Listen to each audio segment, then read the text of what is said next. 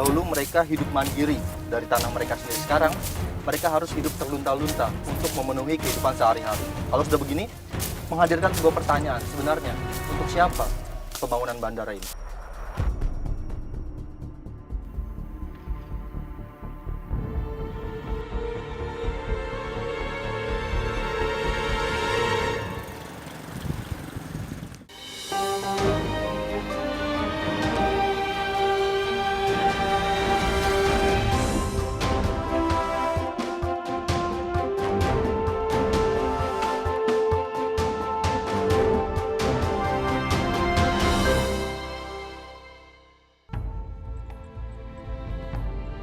Angin segar pembangunan sedang berhembus di wilayah Kota Angin, Kabupaten Majalengka, Provinsi Jawa Barat. Bagaimana tidak, pembangunan bandara bertaraf internasional kini sedang berlangsung di wilayah yang berada di kaki Gunung Ciremai ini. Kecamatan Kertajati menjadi wilayah yang terpilih dibangunnya bandara tersebut. Lokasi yang strategis berada di antara sebagian wilayah Jawa Tengah dan wilayah Jawa Barat menjadi alasan dibangunnya bandar udara di wilayah ini. Pembangunan Bandar Udara Internasional Jawa Barat membutuhkan lahan yang tidak sedikit. Tidak hanya lahan pemukiman, tetapi juga lahan pertanian ikut tergusur akibat pembangunan ini. Dan kabarnya, tidak hanya kehidupan para petani yang terancam di wilayah ini, tetapi juga status Kabupaten Majalengka sebagai salah satu lumbung padi Provinsi Jawa Barat. Selengkapnya di Indonesia.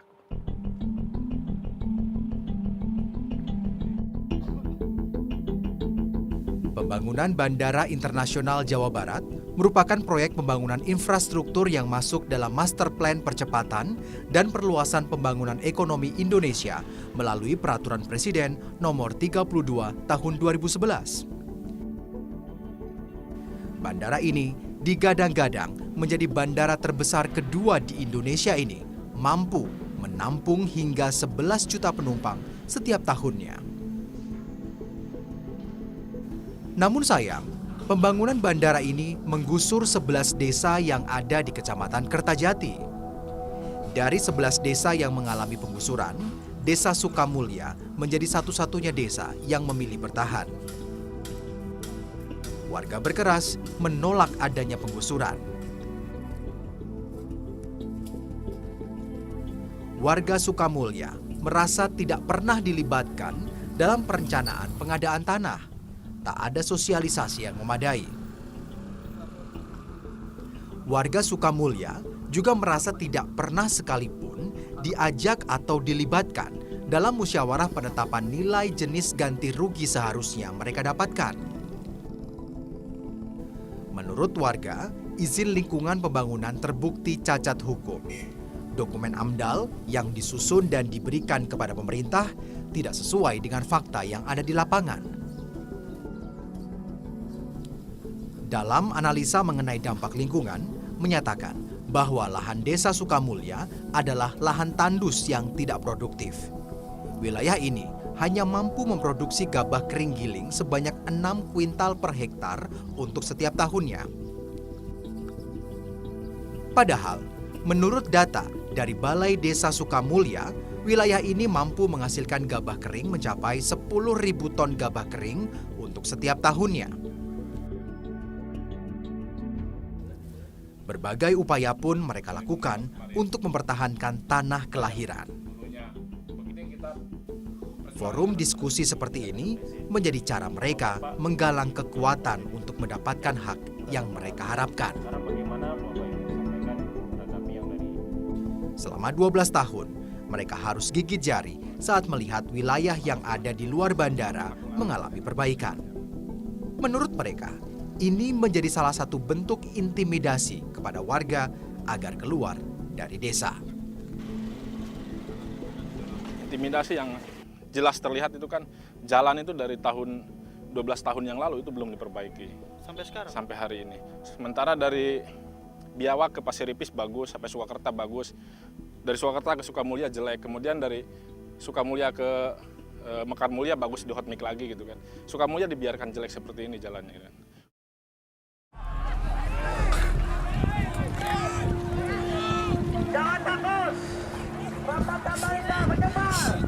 Hal ini tak urung membuat warga resah. Akibatnya, bentrokan sering terjadi saat petugas datang untuk melakukan pengukuran di wilayah mereka.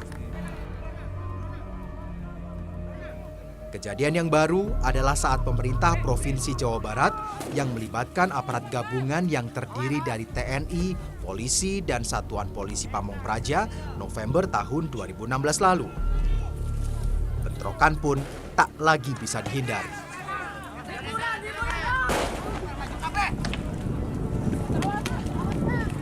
Aksi represif yang dilakukan petugas menimbulkan ketakutan dan trauma bagi warga, khususnya perempuan dan anak-anak.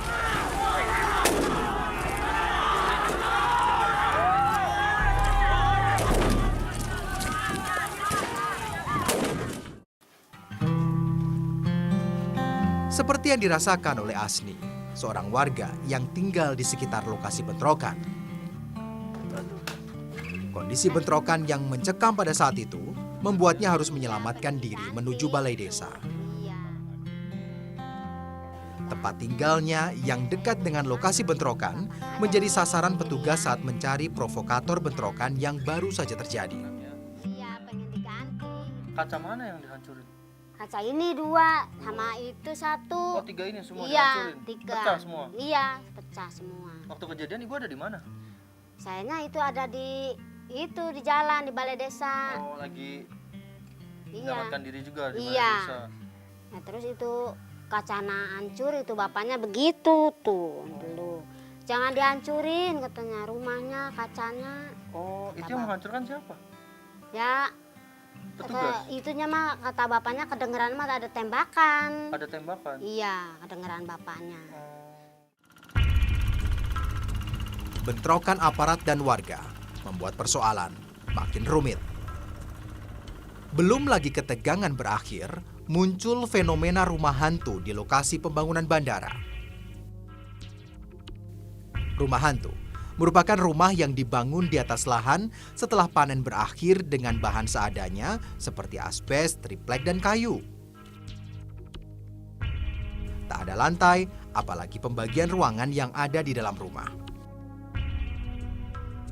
Hanya bambu-bambu yang berdiri tegak serta dilapisi triplek putih inilah yang mereka sebut sebagai rumah. Saya mencoba untuk melihat langsung salah satu komplek rumah hantu yang berada di wilayah Desa Sukamulya.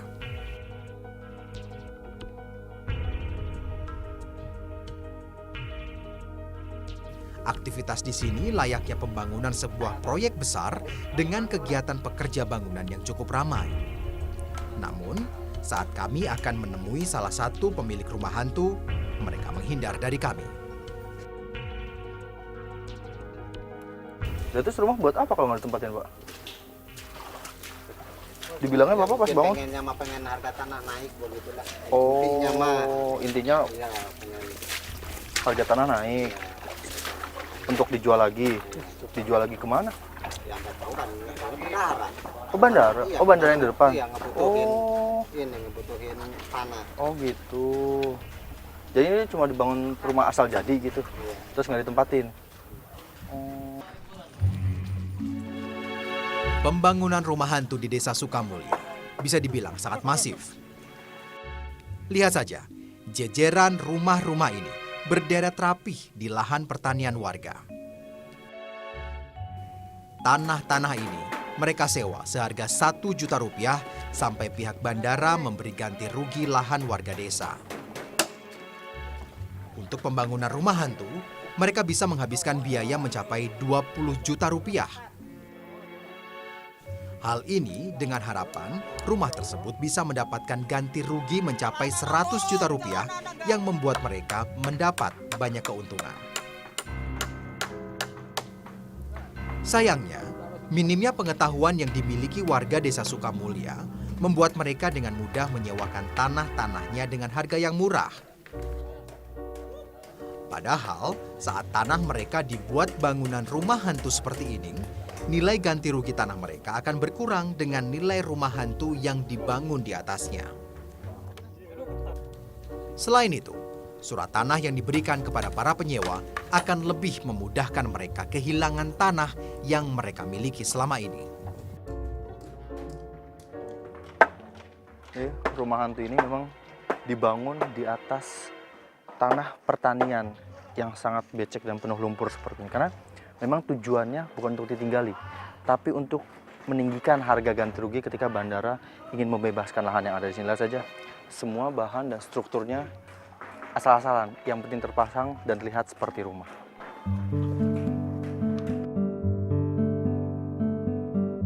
Penolakan yang dilakukan warga Desa Sukamulya memang cukup beralasan. Pasalnya, kini warga dari ke-10 desa yang sudah tergusur tak lagi mampu menentukan nasibnya. Warga yang umumnya adalah bertani menjadi sangat sulit untuk mencari nafkah saat mereka harus kehilangan lahan pertanian. Tak sedikit warga yang memilih untuk ikut bekerja di pembangunan bandara. Namun, minimnya keahlian dan hasil yang didapatkan membuat mereka beralih kembali mengolah lahan pertanian. Sayangnya, lahan-lahan yang mereka gunakan untuk aktivitas pertanian kini harus mereka sewa. Ya, lahan yang dahulu mereka miliki sendiri kini harus mereka olah dengan status menyewa.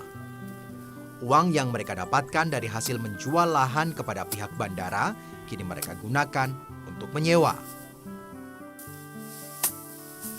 300 hingga 1 juta rupiah merupakan harga yang harus mereka bayar agar mereka dapat mengolah lahan milik bandara. Dengan harga sewa tersebut, warga dapat mengolah kembali lahan mereka selama 1 tahun atau 2 kali masa panen. Sewa lahan ini dilakukan oleh satuan tugas desa yang dahulu membantu warga menjual lahan kepada pihak bandara. Belum adanya pembangunan di areal yang digunakan menjadi alasan mereka membiarkan warga mengolahnya menjadi lahan pertanian. Ironis memang, status wilayah Kabupaten Majalengka yang menjadi salah satu lumbung padi di Jawa Barat, namun petaninya harus hidup menyewa lahan seperti ini. Kemarin itu saat penggusuran ikhlas. Ya, mau tidak mau lah, kan semuanya harus. Terus? Ya, mau tidak mau kan harus semuanya di Kertasari ya pindah semuanya ya gitu ikutan orang banyak lah.